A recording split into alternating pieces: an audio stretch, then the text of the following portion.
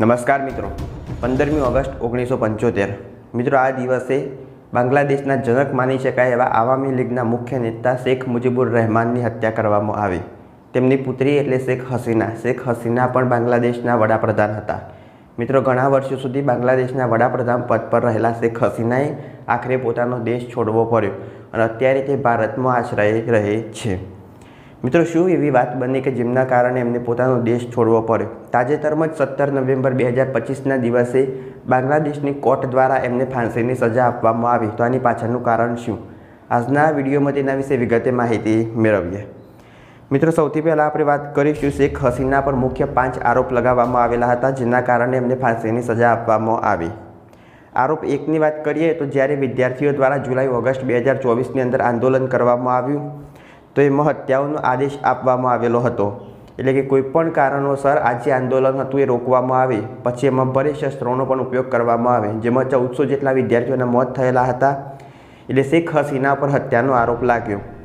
બીજો તો ભડકાઉ ભાષણ આપીને હિંસા વધારવી, દેશની અંદર હિંસા વધારવાનો એક આરોપ લગાવવામાં આવેલો હતો।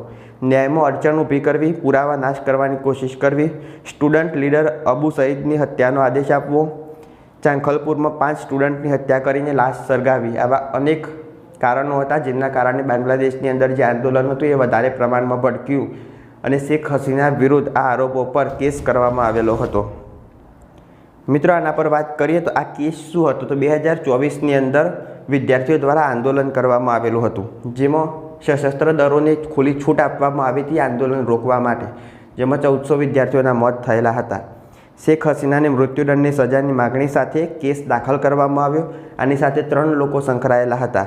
એક તો શેખ હસીના વડાપ્રધાન, બીજા હતા પૂર્વ ગૃહમંત્રી આસદુઝ્ઝામાન ખાન કમાન, એ પણ આરોપી હતા, અને પૂર્વ આઈજીપી ચૌધરી અબ્દુલ્લા મમૂન સાક્ષી, જે 3 લોકો હતા એ 3 લોકો આની સાથે સંકળાયેલા હતા। ત્રણેય ઉપર કેસ કરવામાં આવેલો હતો, પણ જે આઈજીપી ચૌધરી અબ્દુલ્લા મમૂમ છે એ પાછળથી સાક્ષી બન્યા અને તેમને મૃત્યુદંડની સજા આપવામાં આવેલી હતી, એ કેન્સલ કરવામાં આવી।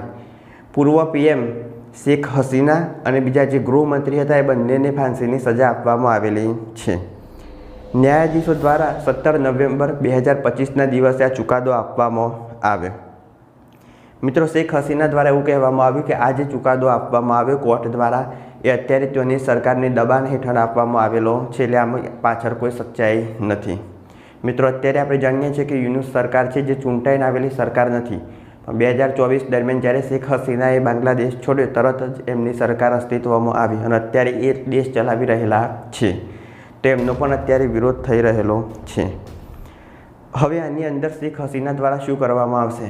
મિત્રો અત્યારે આજે ઇન્ટરનેશનલ ક્રાઇમ્સ ટ્રિબ્યુનલ કોર્ટ દ્વારા આ જે નિર્ણય આપવામાં આવ્યો એની અંદર શેખ હસીનાને જે ફાંસીની સજા આપવામાં આવી, હવે એ સજાને લગતી અપીલ સુપ્રીમ કોર્ટની અંદર કરવામાં આવે। પણ જ્યારે બાંગ્લાદેશની સુપ્રીમ કોર્ટની અંદર આ અપીલ કરવી હોય તો ત્યાં આગળ શેખ હસીનાએ રહેવું ફરજિયાત છે। તેઓ રહી પછી જ તેઓ અપીલ કરી શકાય છે, પણ શેખ હસીના અત્યારે ભારતમાં છે એટલે સુપ્રીમ કોર્ટની અંદર આની અપીલ કરી શકશે નહીં।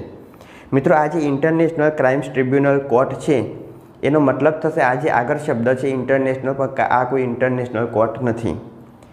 વર્ષો પહેલાં જ્યારે શેખ હસીનાની સરકાર હતી તે સમયે આ કોર્ટની સ્થાપના કરવામાં આવેલી હતી। આપણે જાણીએ છીએ કે પૂર્વ પાકિસ્તાન અને પશ્ચિમ પાકિસ્તાન બે અલગ પડ્યા તે સમયે કેટલાક રમખાણો થયેલા હતા, તો આ રમખાણોમાં જે વ્યક્તિઓ સંકળાયેલા હતા એમની તપાસ માટે આ કોર્ટની સ્થાપના કરવામાં આવેલી હતી। પછી એનો નાશ કરવાનો હતો, પણ નાશ થયો નહીં, આ રીતના એનું કાર્ય આગળ વધતું ગયું। અત્યારે શેખ હસીના દ્વારા સ્થાપિત કરાયેલી કોર્ટમાં જ એમનો કેસ લડવામાં આવે છે અને એ કોર્ટ દ્વારા જ એમને ફાંસીની સજા આપવામાં આવેલી છે। ભારત અને બાંગ્લાદેશ વચ્ચે આપણે વાત કરીએ તો એક સંધિ થયેલી છે। આ સંધિ અનુસાર ગુનેગાર જો બીજા દેશમાં હોય તો પાછો એ દેશને સોંપવો જરૂરી છે, જેમાં બંને દેશની અંદર જો એ ગુનો ગંભીર રીતના ગણાતો હોય તો આરોપીની આપ-લે કરવી ફરજિયાત છે। આ સંધિ અનુસાર આપણે વિચાર કરીશું તો શેખ હસીનાને બાંગ્લાદેશને સોંપવા પડશે કે નહીં। મિત્રો આના પર વાત કરીએ તો આ જે છે રાજકારણનો એક પ્રશ્ન બનશે। હવે રાજકારણમાં આ જે સંધિ છે લાગુ પડતી નથી, એટલે શેખ હસીનાને ભારત બાંગ્લાદેશને સોંપશે નહીં। પણ હવે સુપ્રીમ કોર્ટની અંદર જો અપીલ કરવી હોય તો શેખ હસીનાએ બાંગ્લાદેશ જવું ફરજિયાત છે। શેખ હસીના પર લાગેલા તમામ આરોપીઓ અત્યારે તો એ નકારે છે અને એની તપાસ અત્યારે આઈસીસી એટલે ઇન્ટરનેશનલ કોર્ટમાં થાય તે પ્રકારે વાત કરી રહેલા છે। 2013માં ભારત અને બાંગ્લાદેશ વચ્ચે આ સંધિ થઈ હતી અને આ સંધિ અનુસાર જો અપરાધ બંને દેશમાં અપરાધ માનવામાં આવે તો જ ગુનેગારની આપલે કરવામાં આવશે. ઓછામાં ઓછી 1 વર્ષની સજા થવી ફરજિયાત છે. આરોપી પર ધરપકડ વોરંટ જારી કરવામાં આવશે તો પછી આરોપીની આપલે કરવામાં આવશે. આ જ આધાર પર ભારતે 2020માં શેખ મુજીબુર રહેમાનની હત્યાના 2 દોષિતોને બાંગ્લાદેશ પરત મોકલેલા હતા. હવે અત્યારે આપણે વાત કરીએ આજે ટાઈમલાઇનની વાત કરીશું કે કઈ રીતના આજે ઘટના બની. તો જુલાઈ ઓગસ્ટ 2024માં સ્ટુડન્ટ આંદોલન સામે સરકાર એક્શનમાં આવી 1400 વિદ્યાર્થીઓના મોત થયા. જેના પછી 5 ઓગસ્ટ 2024ના દિવસે શેખ હસીના બાંગ્લાદેશના વડાપ્રધાન હતા તેમને રાજીનામું આપ્યું, દેશ છોડી અને ભારત આવી ગયા. 8 ઓગસ્ટ 2024ના દિવસે મોહમ્મદ યુનુસના નેતૃત્વમાં અંતિમ સરકાર બની. આ જે અંતરિમ સરકાર બની એ 14 ઓક્ટોબર 2024 ICT એટલે ઇન્ટરનેશનલ ટ્રિબ્યુનલ જે કોર્ટ છે બાંગ્લાદેશની અંદર એ નવેસરથી એનું ગઠન થયું. જસ્ટિસ ગુલામ મુર્તુજા મજમુદાર ચેરમેન બન્યા. શેખ હસીના સામે ધરપકડ વોરંટ જારી કરવામાં આવ્યો અને પછી આ કેસ ચલાવવામાં આવ્યો. હવે આ સરકાર દ્વારા જ આ કોર્ટની સ્થાપના ફરી કરવામાં આવી, જેના કારણે સરકારના દબાણ હેઠળના કોર્ટને નિર્ણય સાંભળાવ્યો હોય એવી વાત થાય છે. શેખ હસીના અત્યારે એવું કહે છે કે આ જે કેસ છે એ ઇન્ટરનેશનલ કોર્ટમાં દાખલ કરવામાં આવી, ત્યાં આગળ એ હાજર રહેશે. 2 એપ્રિલ 2025માં કોર્ટને એવા કેટલાક પુરાવા મળ્યા કે જેની સાપેક્ષે કેસ આગળ વધારી શકાય. શેખ હસીના સામે કેસની ટ્રાયલ શરૂ, ચાર્જશીટ ફાઇલ કરવામાં આવી. આની અંદર 5 ચાર્જ ફ્રેમ પૂર્વ IGP અલ મમૂમ સાક્ષી બન્યા. મુખ્ય 3 આરોપી હતા શેખ હસીના, IGP ચૌધરી જે હતા એ અને મુખ્ય ગૃહમંત્રી.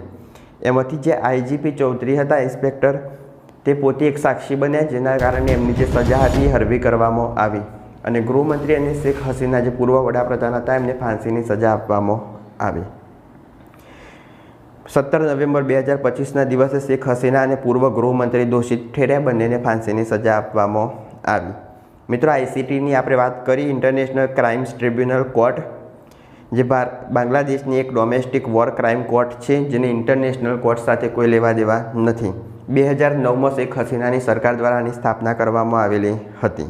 હવે આગામી સમયમાં જ્યાર સુધી શેખ હસીના ભારતની અંદર છે ત્યાર સુધી એ સુરક્ષિત છે, પણ જો એમની સુપ્રીમ કોર્ટની અંદર અરજી દાખલ કરવી હોય તો બાંગ્લાદેશ જવું ફરજિયાત બનશે. મિત્રો આ જે મામલો છે ઇન્ટરનેશનલ કોર્ટમાં દાખલ કરવામાં આવે તો આનું સારું રીતના હેન્ડલિંગ કરી શકાય. બાંગ્લાદેશમાં અત્યારે જે યુનુસ સરકાર છે એના દબાણ હેઠળ આ કોર્ટે નિર્ણય આપેલો હોય એવું અત્યારે શેખ હસીના જણાવે છે. હવે આગામી સમયમાં ભારત દ્વારા તેમને બાંગ્લાદેશ મોકલવામાં આવશે કે નહીં એના પર ચર્ચા કરીશું. જો આ વિડીયો ગમ્યો હોય લાઈક કરો, શેર કરો, ચેનલ સબસ્ક્રાઈબ કરો. ત્યાં સુધી જય હિન્દ, જય ભારત.